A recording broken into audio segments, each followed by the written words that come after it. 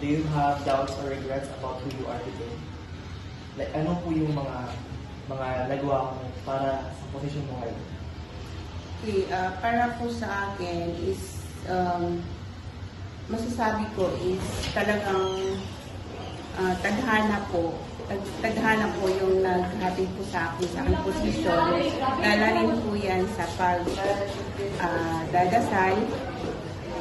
Dahil minsan po ay hindi ko pinangarap na maging division supervisor. So, may mga achievements po ba kayo so far sa inyong life po? Ano po yung mga achievements po? So, dati po nung ako po ay district supervisor, nagiging most outstanding po ako bilang district supervisor sa taong 2014.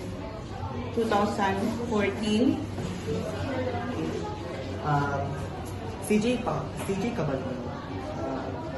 Journalist ka ba nun? Nung elementary years?